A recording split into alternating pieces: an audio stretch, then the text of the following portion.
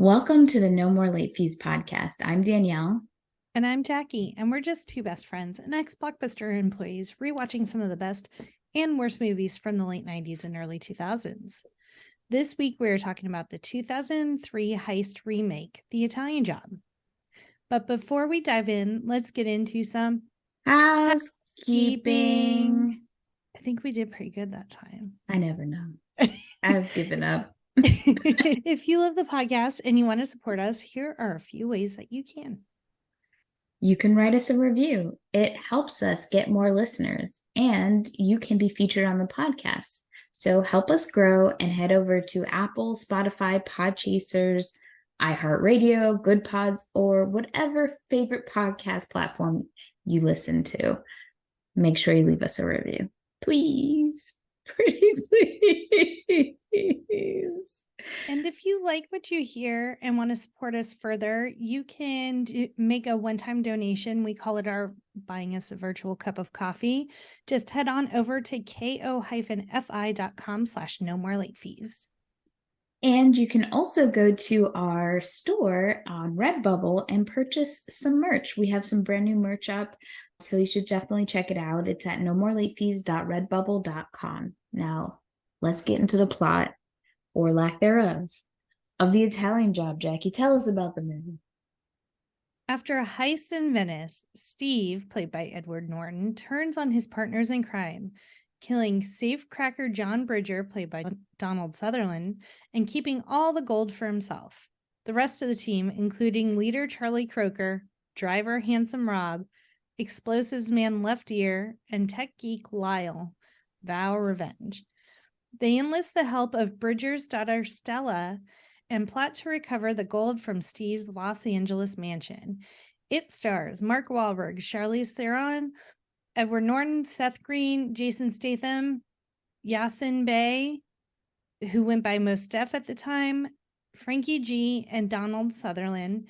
It was directed by F. Gary Gray. I was like, why'd you put F. Gary? That's not his name. Screenplay was by Donna and Wayne Powers.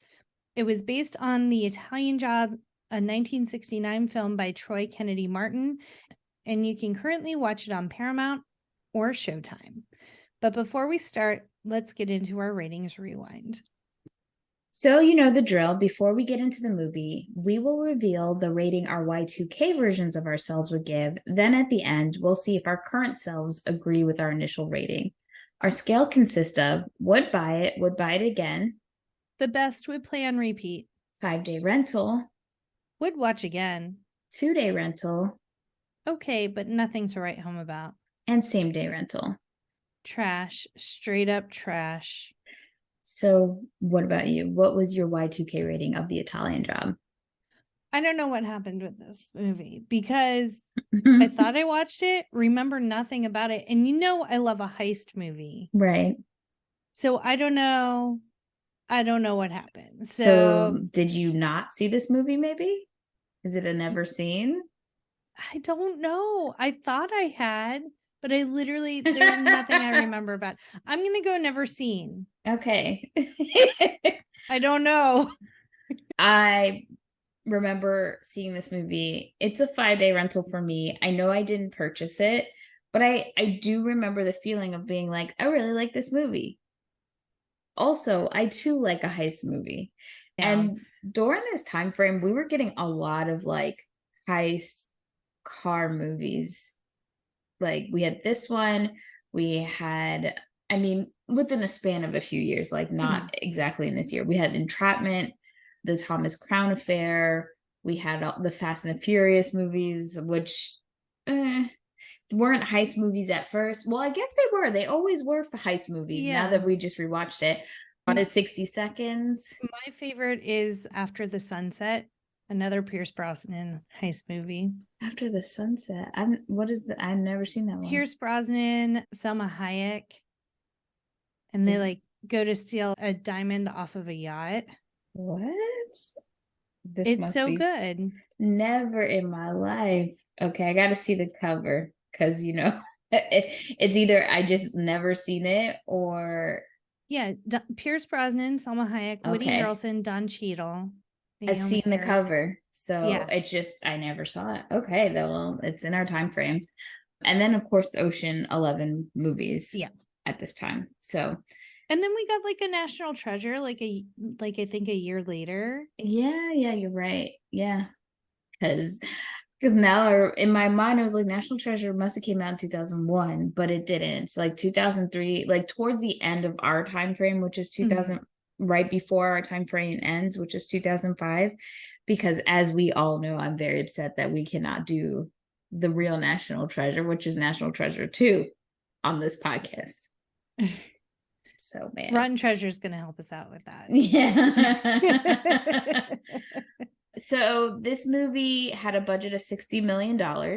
It made $176.1 million. So it did, it's a success, I would say. It premiered at the Tribeca Film Festival in 2003 and then was released theatrically in the US that same month, May 30th, 2003. And along with Finding Nemo and Wrong Turn. In its opening weekend, it grossed $19.5 million. It ranked number 3 behind Bruce Almighty and Finding Nemo. And Paramount, because I believe domestically at the time, it hadn't hit the $100 million mark. They wanted to get it there. So they re-released the movie August 29th. And they did. They hit it. They hit the domestic mark, and obviously with international got to 170 something. So yeah, I'm very excited that this is our first F. Gary Gray movie. One, because love to highlight a Black director. He started, as a lot of movie directors, especially in this time frame that we've seen a few, started in music videos. He definitely was, it started off in rap videos, and he did Friday, which, we've talked about this before. We haven't done Friday, but just that everyday kind of movie, like a day in the life. So it was kind of like in that time period where we were right outside of those, I don't know what I'm trying to think of the phrase of it. Hood movies, like the hood movies, but it took a hood movie and kind of turned it on its head a little bit. So I've always liked this stuff, and he's connected to the Fast and the Furious franchise, as well as Charlize and Jason, who's also in this movie. So who would have thought?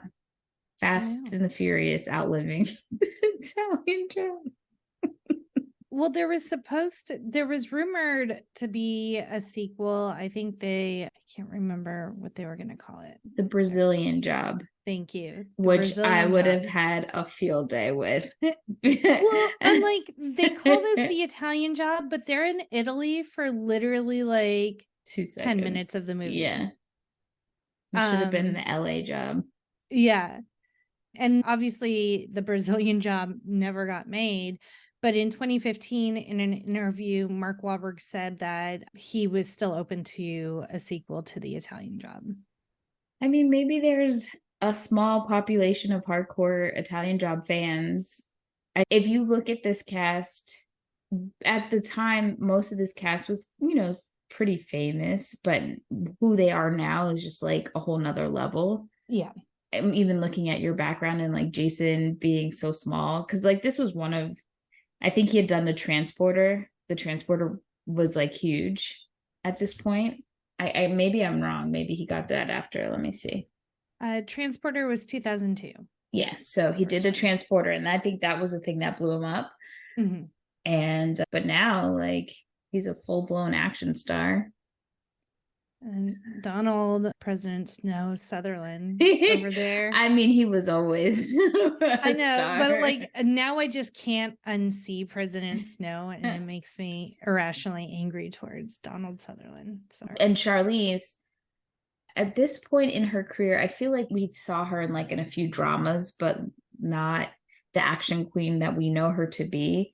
Even when I think about it now, her, Michelle Rodriguez, Angelina Jolie, they all did these car movies and then went on to be huge action stars in their own right, which is kind of cool. But I want to talk about Edward Norton and his casting. Like, if The there drama. if there was a definition of phoning it in, and it's so funny because it was something that I feel like the first time I saw this movie, I recognized that he was just like, didn't give a fuck. Yeah. I just got that feeling. And there's a reason he didn't give a fuck. That's why it felt that way. So he made it very clear that the only reason he participated in this film was a result of a contractual obligation. And if most of you guys don't know, a lot of actors, especially back then, they would make studio deals. So, they would get one project greenlit and then, sign on for 2 or 3 more movies that they had to do with the studio. And so Edward Norton did that with his big movie Primal Fear in 1996. And he had been avoiding doing any of the other movies Paramount was throwing his way. And they finally were just like, you know what, bitch, you're going to be in this movie. You're going to be in it. Sorry. Edward Norton is not a favorite of mine. No. And this movie feels so fun. Like, who wouldn't want to be in just like a fun heist movie? Apparently, I just feel like based on this limited knowledge we have, maybe he considers himself somewhat of an actor, and it was beneath him. But then we get him in The Glass Onion, just being all sorts of ridiculous. Edward Norton, I think in real life, is an asshole. I'm glad you said it and I didn't. No, I mean, like, there has been so many different tellings of his different movies he's been on where he's acted like a big old brat. Obviously, he is not in the MCU. We have Mark Ruffalo because of all the backfighting that happened with him being the Incredible Hulk and just not being able to come to some sort of agreement with Marvel and Disney. Not to say, I mean, all those things could be actually valid, but just knowing that he didn't want to do this, but instead of just showing up and doing it and say, okay, I didn't want to do it, but I did it, and was professional about it. Like, on set, he wasn't the nicest at all. That's what I think that's what leads me to my asshole conclusion, is because you hear enough stories about a certain actor clashing on set with the director or the other actors. And essentially, like, it boils down to like, well, if it's happening on multiple sets with multiple casts, multiple directors, the issue is not them. The issue is you. Yeah. Also, with Edward Norton, oh, it's gone. Oh, he did, when the producers handed out gifts to the cast because of the movie's surprisingly strong box office performance. Norton returned the gift with a note saying, give this to someone you actually like or someone who actually likes you. Like, couldn't just leave well enough alone. Like, dude, you signed a contract with Paramount that you would be in 3 of their movies. You were in a movie that launched your career, Primal Fear. Like, just suck it up and do the other 2. It's just the way the process works sometimes. And also, not him, but I'm just thinking about when we did The Fifth Element and Gary Oldman said, look, I don't even watch that movie. I don't like my performance. I didn't want to be in the movie, but I owed the director a favor. And he gave 1,010% Right. to that character. Like, even if he didn't want to do it, even if it was obligatory, he at least immersed himself in the role. Yeah. And he's always surprised at how many people love that movie, but like, he doesn't, he doesn't get it. And that's okay, because not everyone gets it. Right. But like, this is just a fun caper movie. Why not just have fun with it? Edward Norton. Right. I'm already upset. Yeah, it's never fun to hear that someone is, not a great person in real life. Yeah. And again, he's such a good actor. I feel like he could have added so much more to this role if he really committed to just being a swarm. I can't think of what word, but like a shitty guy. He could have just been himself. Guy. Thank you. You're welcome. I don't know what I was trying to say. Yeah, like, and it wasn't like it was a bad script. Like we said, it's just a lot of action scenes, so there's not a whole lot of dialogue. I mean, they gave the characters backstories at least. Like, it could have been a lot worse than what it was. And his character literally had the most interesting role. Yeah, he could have done so much more with it. Yeah. Okay. Shall we begin? Yeah. So the opening credits, we Venice Canal, there's schematics. We see Donald Sutherland's character John purchasing a beautiful diamond necklace, and then he calls his daughter, played by Charlize Theron, her name is Stella, and says, like, I've sent you a gift. And she asks, does it have a receipt? So very obviously setting up that he's not on the up and up a lot of the time. At first I thought she meant like, is it a person that he was sending her way? But then it clicked for me. I do find that, like, it's interesting seeing her in this role because it felt like she played this character very subdued, very timid. Yeah, which so weird. Like I'm not used to seeing her like that. Yeah, she always plays super strong characters. Yeah. So to see someone that kind of is unsure of themselves or just hangs back a little bit and doesn't just fully immerse themselves with the task, except for driving. Yeah, no, when she did the driving scenes, she just lit up like all the time. I also found it hard to believe her relationship with, is it Charlie? Mark Wahlberg's character, who also was like a more subdued version of himself. But I guess that's also part of Charlie's character, that he does hang back. He comes up with a plan. He doesn't have to be like the center of attention kind of thing. And he's the one that like keeps the calm for the group. Right. Because these are pretty big characters. I mean, when you look at Lyle, played by Seth Green, and Handsome Rob, played by Jason is it Statham? No, Statham. Yeah, Statham. Yeah. Statham. I always have a hard time with his name and Channing Tatum. Why do you say it like that? Tatum. Tatum. I feel like that's how Willow, when she's like saying her words, would say Anna. Gosh, I love her. She's so cute.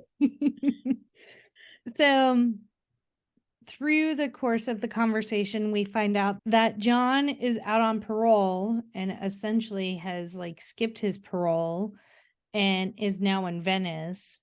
And she said, you told me that you were through with this shit. Please don't break my heart.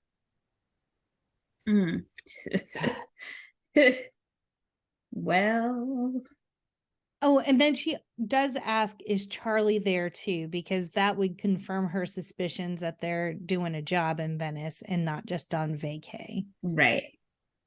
And I think he avoids answering that question, which tells her everything that she needs to know. Yeah. So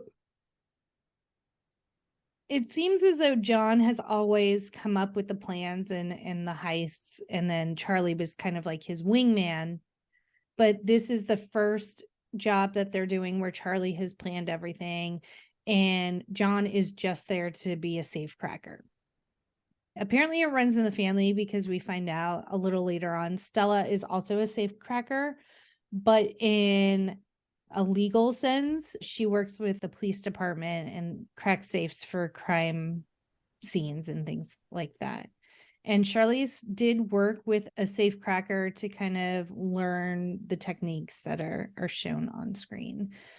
So we see Handsome Rob, Lyle, and Left Ear on a boat. They go into, I called it a garage for boats. Okay. Essentially.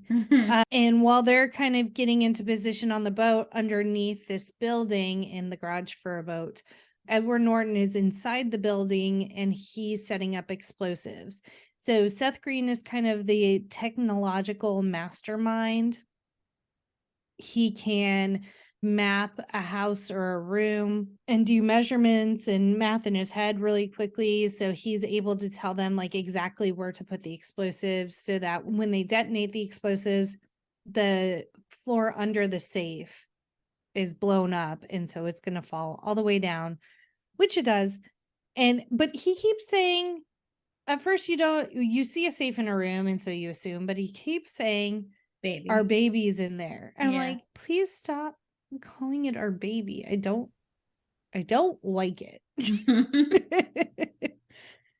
So they detonate, safe falls, boat takes off, and it has like this big rectangle with like a sheet covering it. And so the bad guys, or the people that they have now just robbed, assume that the boat is taking off with the safe. So they go to chase after them. Well, the safe has just fallen into the water. And so it was Charlie, John, and someone else. Was it Left Ear? I think. Maybe. We're all underwater. John cracks the safe, and then it is revealed it's a bunch of gold bars. So they load that up and get out just as kind of the police arrive to the area. Handsome Rob and Lyle get away. And in this scene, like, obviously they're on boats in Venice. Like, shooting this scene was very difficult and tight because the Venice authorities were like, had a lot of restrictions and was watching them like a hawk. But they did allow them to go over the speed limit that they have for boats to shoot this scene, which was nice. And this is probably why they ended up opting to shoot in America, in LA, instead of Italy, because just shooting this one scene, like part of the movie, was so restricted.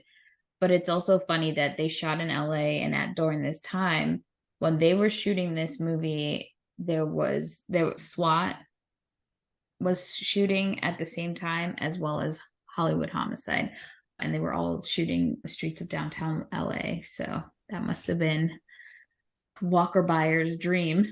I know. I love walking on a set. It's like my favorite thing. So it's kind of cool. So they all rendezvous in the Alps. Is that where they were? The Italian Alps? Are the Alps in Italy? I thought they're in Switzerland, but I don't know if they extend to there, maybe. Did you find out? Yep. Italian Alps. There we go.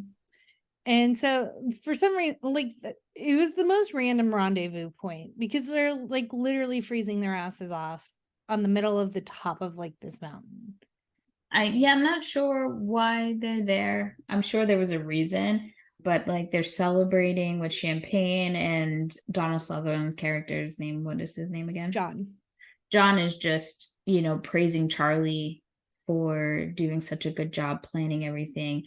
And there's a moment where the camera does pan to, of course, now I have to like scroll. Steve.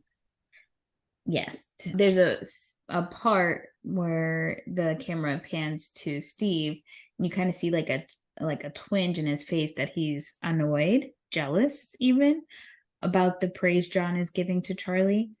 And then they all say like what they want to do with the money. And everybody's so creative. Everybody has really creative ideas of like what they want to do, or they thought it out. And when it gets to Steve, he is just like, I guess I'll do a little bit of what everybody else is doing. Like, so it's mentioned throughout the film that he is not the most creative person. Mm-hmm. He a basic thief. Yeah, basic Steve. Yeah. And John does turn to Charlie at this point. He's like, don't, well, to the group, he says, don't spend it, invest it. Like, Right. you don't want to spend your whole life doing this, especially the heist was like 35 million in gold bars. And I Right. did the calculations, and that's 5.8 million each. Like, you could live very comfortably for a while Right. on that. But John does tell Charlie, like, don't make this your whole life. There's two types of people that steal, those to enrich their lives or those who define their life by being a thief. And don't be the latter.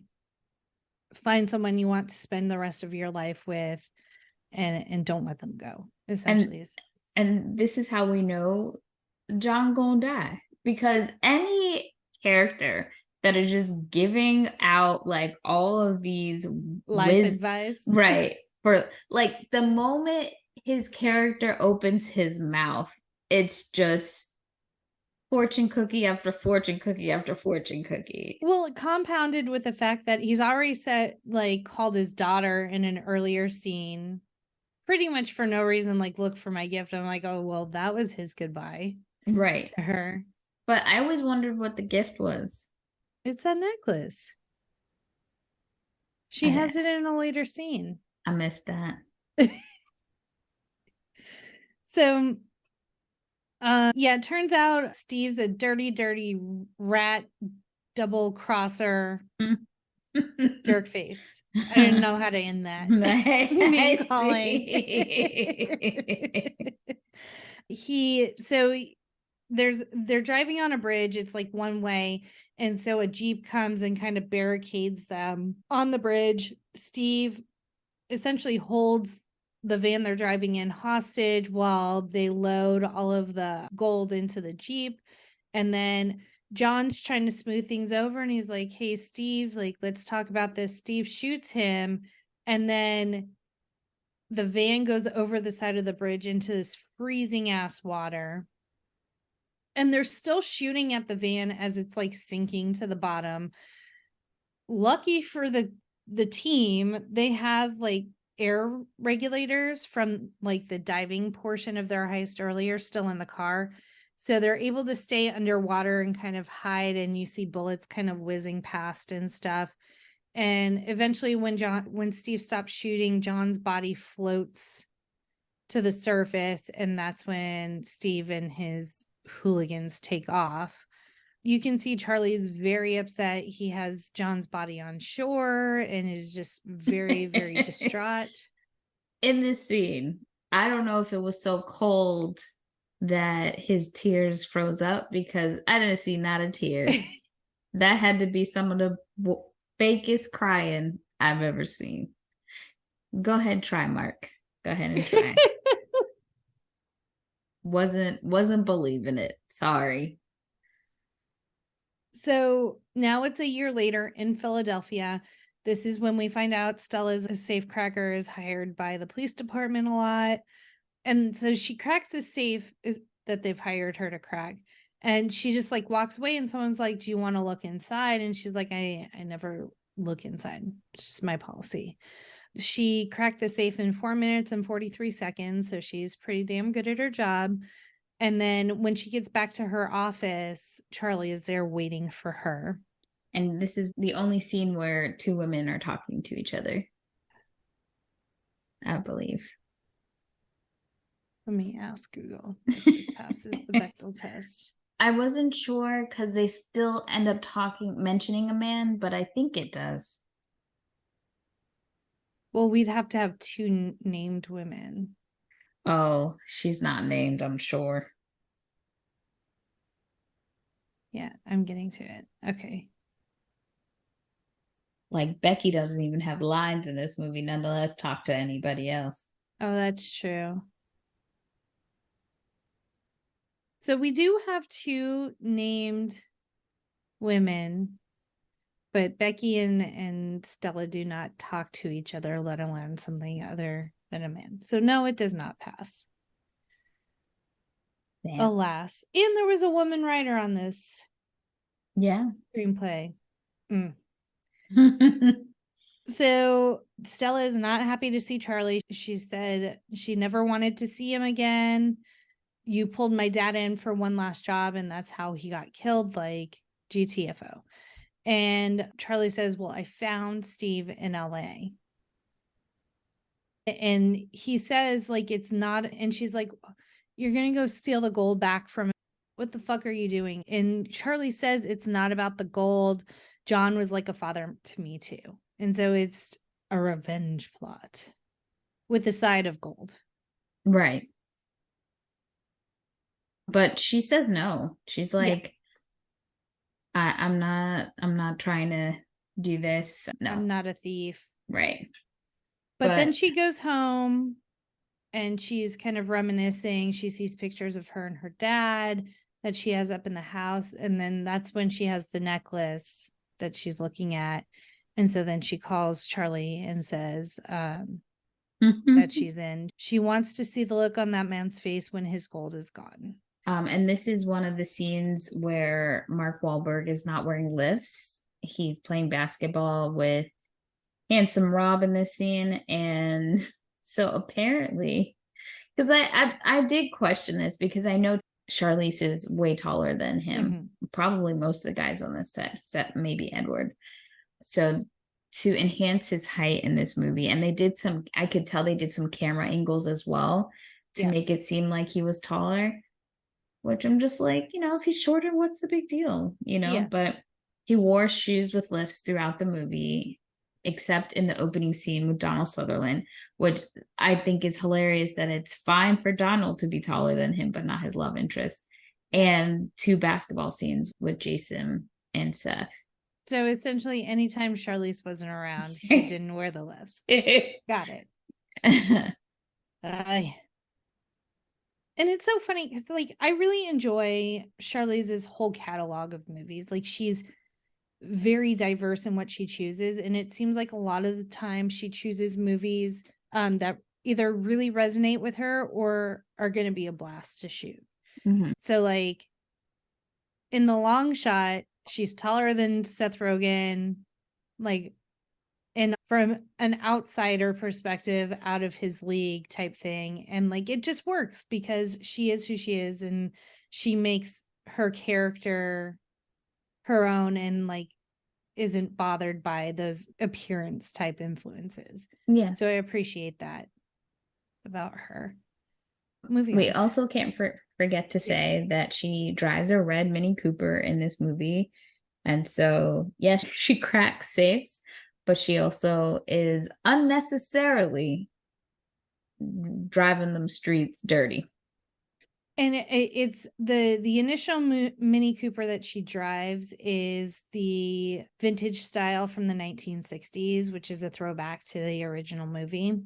But then, like, when they do the heist, they have modern Mini Coopers that they use. I also think it's funny that she got 2 speeding tickets when she was filming this movie, because why not? She was having too much fun. Yeah, she said that after filming Driving So Fast, she just couldn't get her speed down on the drive home. At that point, I'd be like, can someone just drive me home? Facts. Like, I can't trust myself right now. And the cast did say that Charlize was easily the best driver among them. So I guess she had that on her resume when she auditioned for whatever Fast and the Furious movie she was on. Oh my God. A damn movie. So Charlie reports back to the rest of the team, and Handsome Rob is concerned that she's too emotional. And Charlie kind of defends her and is like, no, like, we need her to be invested in this. And so I think it's a valid point, and he's not saying it, she's emotional because, she's a woman. He's saying, because, like, this is the person who killed her father, who wouldn't go off the rails potentially. So I'm not surprised. And I think Charlie kind of comes back with, like, he was important to all of us. So we're all emotionally invested, not just her. And so then they kind of meet in this industrial area under like an overpass, and Lyle shows up on this motorcycle that is too big for him. He can't hold up, he can't drive it, he drops it.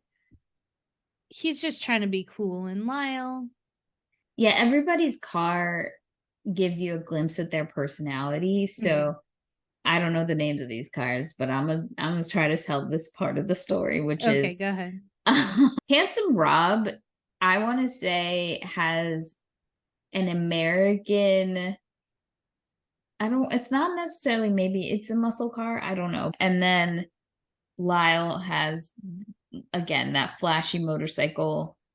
He is constantly doing things that he believes would potentially get him women, but like don't get him women at the same time. So he thinks that the motorcycle will make him look cool. And then left ear, he's got, I would say, an old man's car, an old black grandpa's car, 100%. Like, it used to be a pimp car kind of thing. You know what I'm saying? Yeah. Like, real, just chill. I'm trying to find what they And then Charlie is in the car with Stella, so we don't get to get a sense of like what his car choice would be. So he needs a ride. He needs a ride. But also it's funny because Mos Def, Yasiin Bey also needed a ride because he lived in New York City. He needed more work than everybody else when it came to the driving scenes because he didn't have a driver's license, which, not surprised, once they started production. So he had a lot more work than everybody else. It looks like, yeah. So Left Ears was a Cadillac Seville, 1976 Cadillac Seville. I'm trying to Not find. surprised by that. So the car that Handsome Rob gets pulled over in when he did in his backstory, they describe like he just wanted to have the longest police chase. Right. And so that's in a 1970 Chevy Nova. And it's funny because when they talk about each character and give the backstory, it feels how they set up the backstory in Charlie's Angels when they were telling about each of the angels back in the day. That's what it felt like. You're right. I'm trying to find it. Okay, so the motorcycle was a Ducati 748. This really quick search says a 1997 BMW 840 Ci. Oh, that doesn't feel right.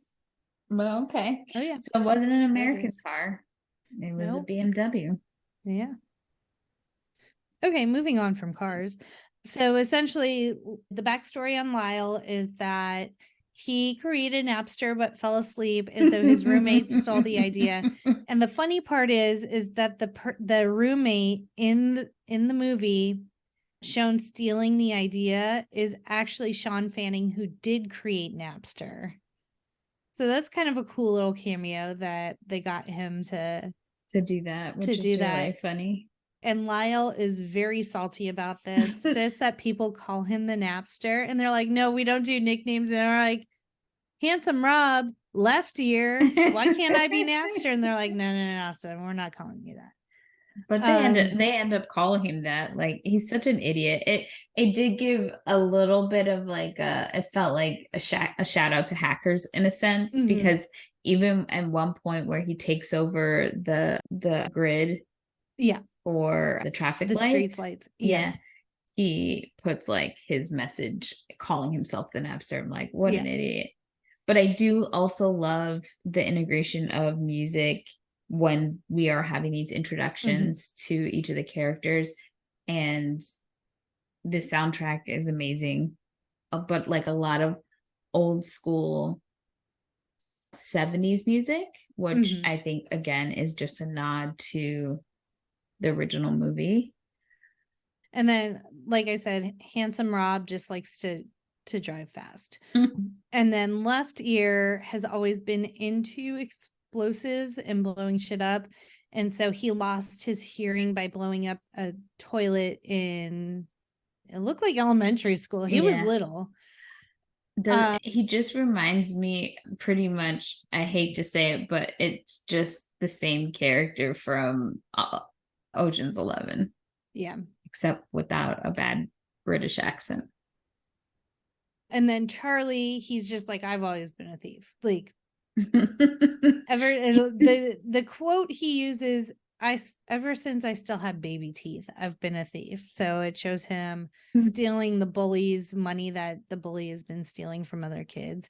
So you kind of see like he's a thief, but also kind of has that heart of gold. Like, I'm gonna get the mean guy. Like, I'm only gonna steal from the bad guys type thing. It's giving the lyrics of Pop in My Collar by 3 6 Mafia. That's all I hear when you're describing that scene. So they start coming up with a plan. They kind of scope out Steve's new house. He has guard dogs, and Lefty is like, I don't fuck with guard dogs. No, he's going through like every barrier, right? He's like, oh, they've got those gates. I could blow it up with this. Oh, they've got this. I could blow it with that. But then as soon as the dogs come up, he's like, whoa, whoa, whoa, whoa, whoa. I can't do this, y'all. I'm out. Like, he's like, I don't fuck with dogs. And so Charlie's like, what happened? He's like, I'm the deaf one. I said, I had an issue with him. He's like, what the fuck? I have to tell you what happened. I don't want to elaborate further on this discussion, Charlie. So then they're also scoping out at night, and they see Steve's really kind of a boring dude, and he just likes to watch his TV at night. He's like the worst thief ever. Because he doesn't do anything interesting with the money. You know what he does with the money? He has to like buy extra security or armored trucks and a helicopter in order to safely transport his gold. Yeah, he's basic. So basic. Yeah. So basic, Steve. Stella, so there's a scene after they kind of are doing their surveillance. There's a scene with Stella. She's practicing safe cracking in her room. She has headphones in, and she's like, I listen to like ambient noise to kind of get myself in that headspace. Like there might be other things going on and I have to like focus. So she doesn't hear when Charlie knocks on the door. So he comes in, and tell me why she's cracking the safe in her bra. I have no judgment for that. I do a lot of things without clothes in my own house. I'm home by myself. I guess I'm what Arrested Development fans call a never nude. Like I have to be wearing something, even if I'm alone in my house. Yeah, no. I don't know. Titties out, ass out, don't care. Like, it's my house. If I'm alone, like, what does it matter? Unless it's cold. So Charlie comes in just to say, like, we found a way in. We're gonna like essentially unplug his cable outside, and then he'll call the cable company. They'll try and send someone out, but we're gonna have you pose as the cable person because he knows what everyone else looks like. The only one Steve doesn't know what she looks like is Stella. I still wouldn't have chanced it because he probably did his I would imagine he did his due diligence to figure out who could potentially want to come after him later because he seems paranoid enough. So I don't know. I thought they could have gotten someone else. You've been working with John long enough. You didn't see a picture in his wallet like, oh, here's my daughter, Stella. You know? But anyway, we'll just ignore that giant plot hole. Right. So Charlie comes in and is like, would you feel comfortable posing as a cable repair person so that we can get the inside layout of his house type thing? Right. And so she literally says, whatever it takes, I'm all in, like whatever you need me to do. So now we get a scene where Jason Statham, handsome Rob, is flirting with Becky, the cable repair lady.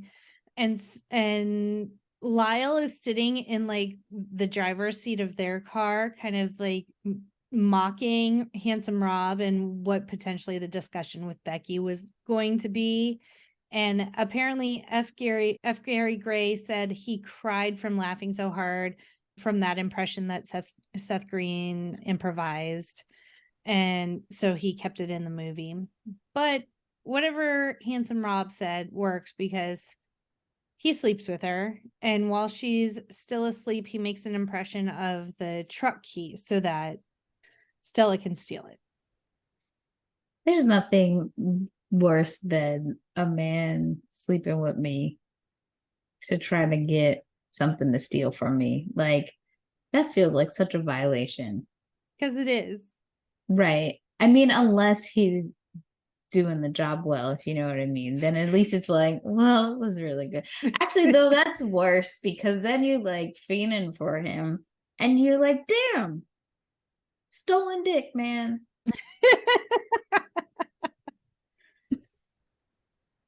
All you had to do was ask, and I would have given you. I would have given it to you. Fuck that job. Fuck that cable company and that cop. So now Stella, as Becky, the cable repair girl, shows up. Or actually, hold on, let me reverse that. So Cable goes out. Steve calls the guard house because heaven forbid he call the cable people himself. And Oscar Nunez. Oscar is there working before he got to Dunder Mifflin. Why can't I say it? What is it? Dunder Mifflin. And before he got to Dunder Mifflin, it's Dunder Oscar Mifflin. It's Oscar before he got to Dunder Mifflin. There you go. Or before he hid out in Sitka, Alaska as Ramon. He was in another movie with her first, though, besides The Proposal. There was another movie he was in with her. Oh, no. He showed up again after The Proposal in the newest movie she just did with Channing Tatum. Yes. This Lost City. Yes. At first I was like, Lost City? That's not what it is called, but you're right. Hey there, welcome to the Latchkey Sibs, the podcast that challenges three siblings to take a look at our childhood movie cabinet, and one film at a time, criticize or defend the viewing choices we made as kids.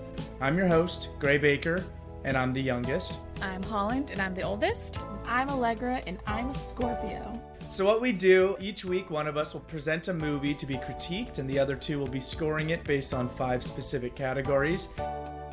Can we follow this? I put it at a 6. It's a pretty ridiculous plot. It's a pretty ridiculous plot. Appropriate for children. I had it at a 7. I'm keeping it at a 7. Oh, come on. I have it as a 9. Each week's score will be added up, and at the end of each season, the sibling with the most points will be labeled Master of the Remote Control, and the loser will be forced to do some sort of punishment. I think we can let the magic be whatever the magic needs to be because it's a movie and it's a children's movie. Hand-wavy children's movie answer. I'm just saying. I'm like, listen, you old fuck. You just me too'd your friend. Okay, the horse scene. Jesus Christ. Yes. That is erotica. I also wrote, Yes. This movie is horny. This whole movie So horny. is so horny. Okay. We are the Latchkey Sibs here for you, reviewing movies from back in our youth. Tune in every Wednesday to find out who becomes the master of the remote control on Latchkey Sibs.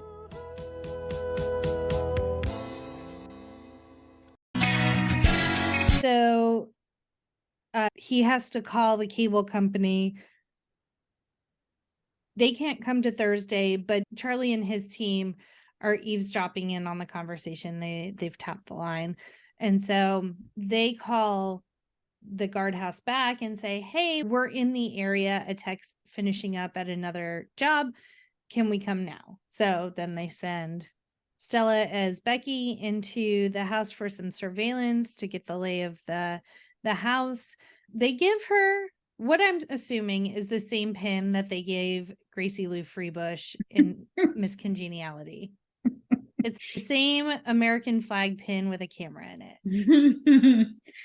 Maybe it's just certified from the FBI. I mean, like as soon as she gets in there, he is just so gross, automatically trying to hit on her. And she's, trying to discreetly, she gets into the closet to see the safe and she's able to get to the places that they need. But the whole time he's just badgering her, trying to ask her out. He's just so lame. It just gross. Sorry, I just was so annoyed by his character. He keeps asking her on a date too. Yeah. And eventually she does say yes. Yeah. And so then she just goes over and resets the router and she's like, it's fixed. He's like, are you sure? And then at that moment, left ear plugs the cable back in. She's like, look, et voila. that was it. That's all that needed to be done. But now that Lyle has the schematics of the house based on her surveillance footage, he kind of determines that the hallways are 6 feet wide and will fit a Mini Cooper through them. And so they're like, aha, that's how we get the gold out. Right. So then they go and they're practicing on a track and Stella's having the time of her life, but they realize it's too much weight for one Mini Cooper. And so they're going to need a couple of Mini Coopers.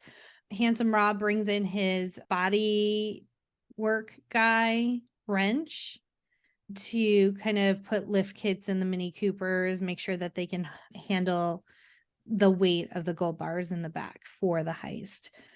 Lyle gets in, he's able to hack into the traffic lights, so we've got that solved. And this whole time, the way they figured out where Steve was is because the gold bars had a Balinese dancer imprinted on each of the bars, and they started surfacing at, I'm assuming it's a pawn shop in LA. So they knew that's where Steve was because of that intel. And so Steve has been going and selling a bar, I think he was doing 4 bars at a time to this pawn shop owner who apparently is his cousin's part of the Ukrainian mob in LA, because Steve is not pleased with the pawn shop owner and ends up killing him, taking the gold bars and the money. And then the cousin walks in, sees that he is shot, and so now he's out for vengeance. Well, it's because the cousin, I mean, what he does is wrong, obviously, but what really turns Steve off or freaks him out is that the man can't keep his mouth shut, and clearly he knew about the heist in Venice. Right. So he's trying to figure out who have you been talking to? Then they're able to track it back because there's a Skinny Pete, I think his name. Yes. So Skinny Pete is asked by Charlie to try to ask around to see if if these gold bars have come up anywhere. And that's where the connection is. So when Steve kills this Ukrainian guy and not knowing that his cousin was legit, he means business, it actually gets back to Skinny Pete, which gets back to Charlie. So it's not looking good. Yeah. Because then the Ukrainian guy assumes that Charlie was the one who whacked his cousin. But it's good in a way that it came out early enough, and it's not like he came in the middle of them trying to do the job and fuck things up. So it actually works in Charlie and the team's favor later on, as we find out. But so another glitch is that the day that they're supposed to go and do the heist at Steve's house, his neighbor unexpectedly has this huge party. Yeah. And they can't do it with all those witnesses, which also means that Stella has to go on the actual date so she doesn't cause suspicion, or so that she could get him to ask Steve to ask her out again, and then use that as the opportunity to get him out of the house. So, but that date does not go according to plan. She says, I wrote down, it's the devil inside of her or something like that. She says a phrase that her dad always said, and it's like not a commonplace phrase. So the devil inside I don't trust. Right. And so he's like, I've only ever heard one other person say that, and his name was John, and he had a daughter about your age. So like Steve puts the pieces together, and so then he has a change of plans and decides to move the safe with the gold in it from his house to a safe location. He does this because as he's like gripping on the Stella, Handsome Rob, Charlie, and Left Ear all expose themselves, and he realizes that they're not dead. Charlie does knock him out. I do like when Stella tries to go after him, because it feels like the most girl-like situation in the way that she doesn't like just punch him. She like her arms are like flailing out of control. Like she just wants to get her hands on him, and they hold her back. But Charlie does eventually hit him. And Steve doesn't seem to have any fighting skills whatsoever. I feel like this character becomes the character in The Glass Onion. It's very much the same, like quirky, smarmy dude, ready to backstab anyone vibes. Yeah. I also realized that Jason Statham doesn't do any of his normal fight scenes, which I enjoy very much. So I feel like it would have been nice. Just one, like one security guard trying to fuck him up, he could have used his car and stuff like that. I would have enjoyed that. I just had a thought. Crank is 2006, so technically we could do it. We could totally do it for my birthday episode. I didn't know you like Crank that much. It was the first movie I saw at the Alamo Drafthouse in Austin. Like it was my first movie I ever watched in Austin. Mm-hmm. So that's what I always remember it for. I've never seen it. Oh, Danielle. Yeah, I have never seen it. I've seen a lot of his movies. I just haven't seen that one. Maybe we should do a live with Crank, because that movie. Woo! If you thought the big hit was cuckoo crazy. So now that the jig is up, they find out because Napster tells everybody, aka Lyle, that he overheard that he hired a helicopter, he hired Rick's trucks or whatever. So they're trying to figure out like, how are they going to get the money away from him, and they have to change everything. And so they've decided to bring the mechanic guy back in to help, and he's like, look, I'll help, but I have to be all the way in. Mm-hmm. So he's in on everything, and I think they pretty much are like, they could figure out which Brink's truck it's going to be by where the helicopter is going, because he's going to be in the helicopter. He will not keep his eyes off of his gold. So, but at the same time, Lyle uses the traffic cams and measures the distance between the bumper and the ground on each of the trucks to determine which one is riding lower, to confirm which truck has the gold in the it. safe in it. Yeah. And then the trucks very conveniently all have like different numbers painted on the side and the top. So he's like 128, we're going after 128. And so then it's kind of like this chase through, it's not a chase at this point because he hasn't passed the Mini Coopers, but it's just like the trucks trying to weave through traffic where all the lights are out. And so Lyle is kind of just guiding the truck exactly where he wants him to go by switching on and off the green lights. And right outside, I'm pretty sure his Man's Chinese Theater, Wrench is posted up.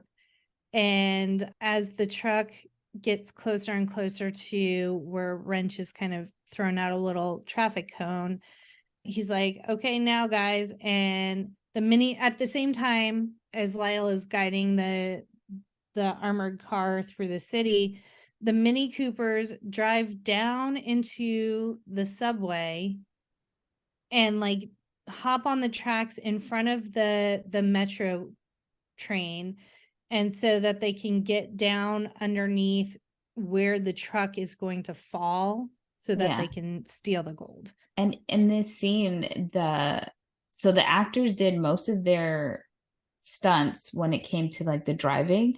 They even did these scenes where they're driving down the stairs at the LA Metro. Girl, I'd have been scared. Okay. And then when they have to get in front of the train before the train actually stops all the way, because they end up getting the train stuck there so that nobody could really get in between it's just kind of like a stop, so nothing can get by past them. And then they're able to drive all the way to where they're literally under where the Brinks truck is.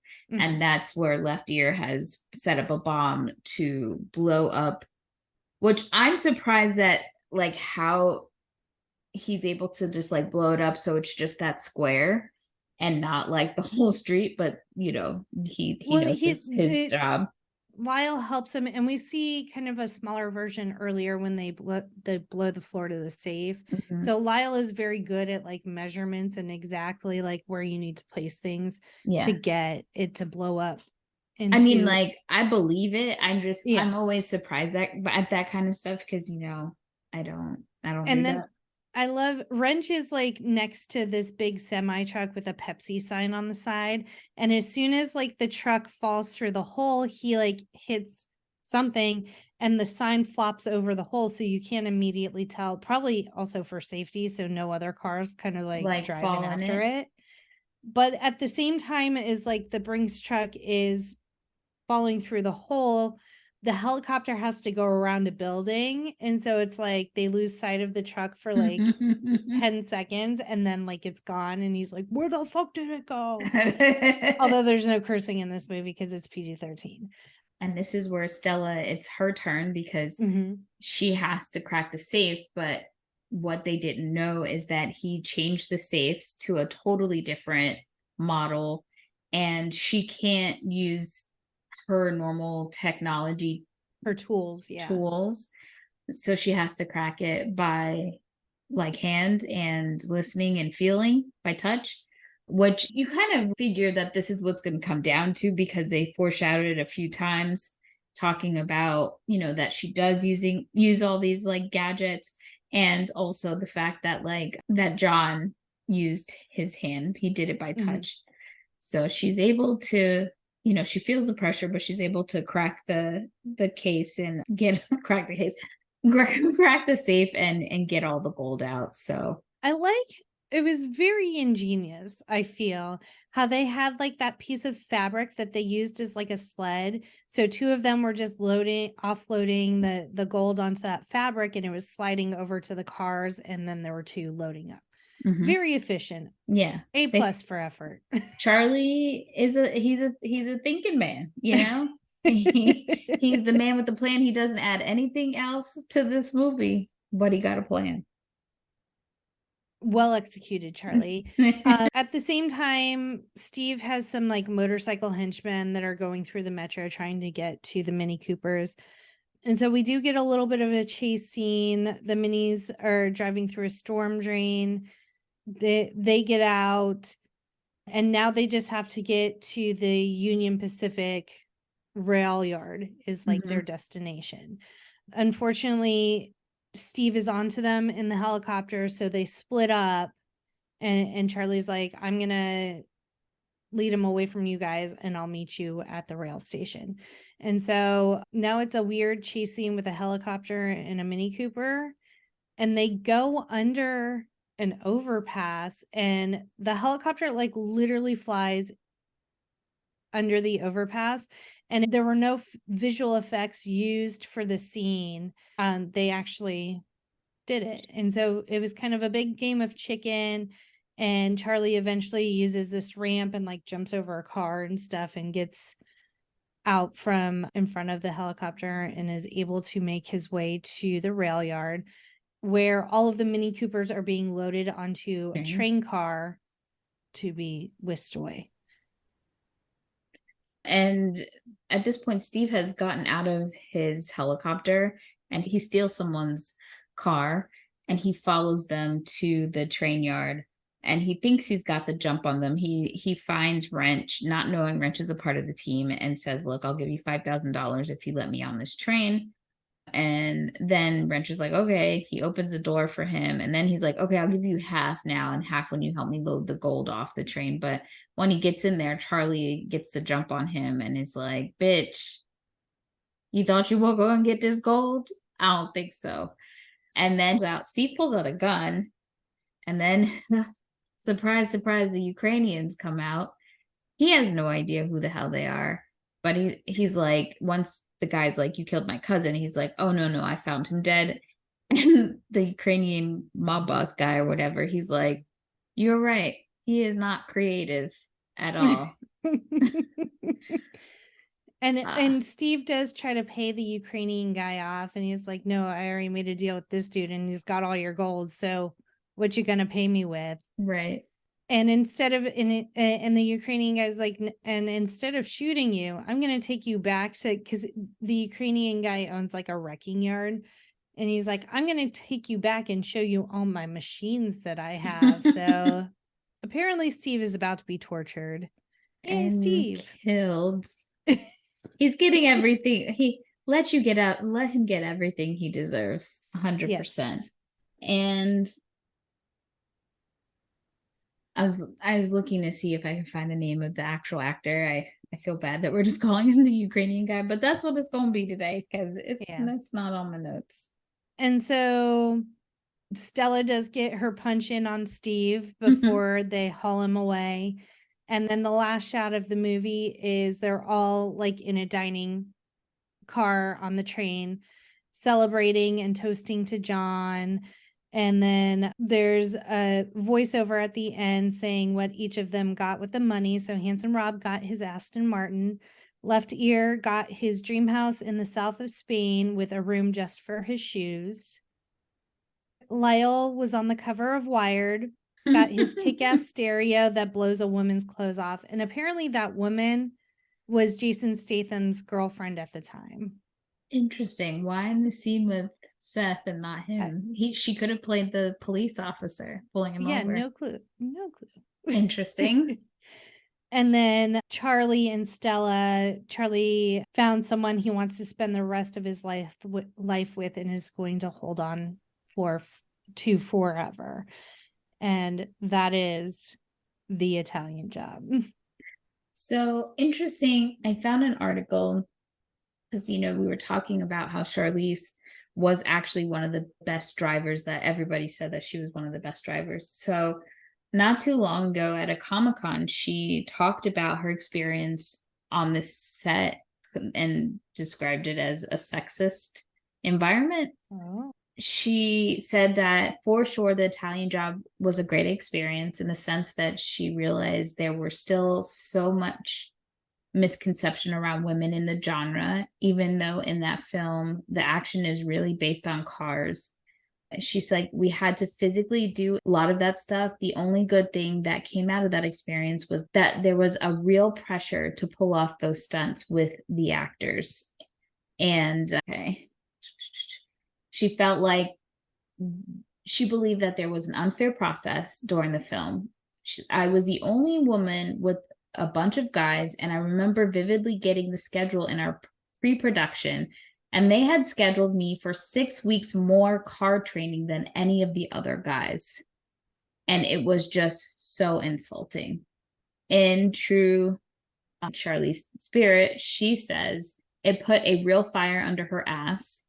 I was like, all right, you guys want to play this game? Let's go. And I made it a point to outdrive all of those guys. Of course, she really did, pulling off many of her own stunts in the Hollywood film. It was a huge moment of feeling like, yeah, we can do all of that stuff. Mm-hmm. Women are so unfairly thought of or treated when it comes to the genre. And she said the good news now is that we've kind of changed the genre for women. I think there's great evidence where we now know you can't hide behind ignorance anymore. Audiences love these films.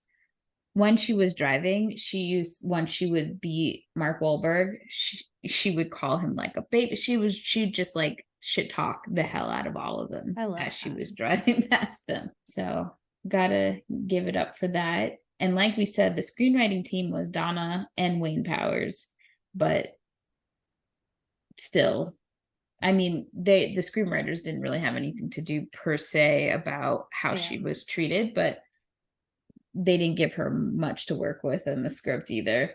Neil Purvis and Robert Wade actually wrote a draft of the remake, but it was rejected by Paramount. That's how Donna and Wayne ended up getting a chance to write the script. And this wasn't really a remake so much as a retelling of the Italian Job. Like it has a completely different storyline. Only like a couple of names were used here and there. And like the Aston Martin was like an homage to Michael Caine's character. And also the Mini Coopers were like the only real tie-in. Yes.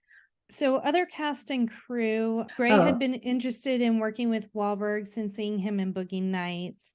After reading the script for the Italian Job, Gray contacted Wahlberg, who fell in love with it after reading it himself. And Mark Wahlberg actually was going to go for the role of Handsome Rob, I think, or was it Steve? Steve. It was Steve, but it was Gary who was like, I think you could be a great Charlie. And F. Gary Gray had never seen the Italian Job before doing the movie, so him and his DP, they both watched it once just to like get a gist of what the differences were, and kind of went from there. Seth Green said he was attracted to the project because of the script, and Charlize was the first choice for Gray, and Mark Wahlberg definitely recommended her as well. I think they had done a movie. Did they do a movie before this together? I think they did. Yes. I can't remember what it's called. So, yeah. And then Gray's casting director, Sheila Jaffe, suggested Jason Statham for the role of Handsome Rob. And Gray agreed with her choice. So that's how we got Jason Statham. And for the Metro Tunnel set, for that whole scene, the set was so huge that it didn't actually fit in any soundstage in LA. So it had to be built in a hangar where the first space shuttle was assembled. They used every inch available in that hangar, which is kind of crazy. Yeah. What else? In addition to the stunt driving, which again, this shows you how well Charlize was, because Jason had, like I said, he did the transporter, and in that role he had to drive a lot. Yeah. So if she was able to be, I wonder if a lot of that was just like car dollies and stuff though. And you're right. Whereas the Italian Job, they wanted to be very faithful to the actors actually performing the stunts. Valid. Very true. The Yards was the other movie that they starred in together in 2000. For Charlize and Mark Wahlberg. Yeah. And in addition to the stunt driving course, they all received, Jason got 2 days driving from a driving tutor from Damon Hill, who's the British ex-world champion Formula One driver. Yet Charlie still beat him. 32 Mini Coopers were used throughout shooting. I think that's all the fun facts we got for y'all. Before we get into our ratings, just got to remind you guys, if you have anything that you want to like tell us, something that we missed, something that you thought was interesting, something you agree with, disagree with, make sure you hit us up at No More Late Fees on Instagram, Facebook, TikTok, Twitter, and YouTube. And Jackie, we'll start with you. What is your today rating of this movie? I enjoyed it. Like I said, any heist movie for the most part, I'll at least sit and watch. I'm gonna give it a 5-day. Yeah, I didn't, I didn't hate it, but I definitely don't feel like I'm not gonna buy it. And again, like I remember liking it a lot, but not going anywhere with it. Rewatching it made me realize why. I'll still keep it a 5-day rental. It's not horrible, but I probably am not going to go back and watch it again. Yeah.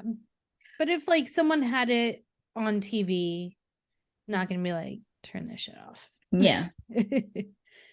So if you have any opinions on The Italian Job, or maybe you want to tell us your favorite heist or keeper movie from our time frame, hit us up at our quick drop 909-601 and MLF 909-601-6653. You can twat us at the Twitters or leave a message on our Spotify for Podcasters account, and you can be featured on a future episode. And join us next week as we cover one of my favorites, A Long Kiss Goodnight. And as always, be kind and rewind.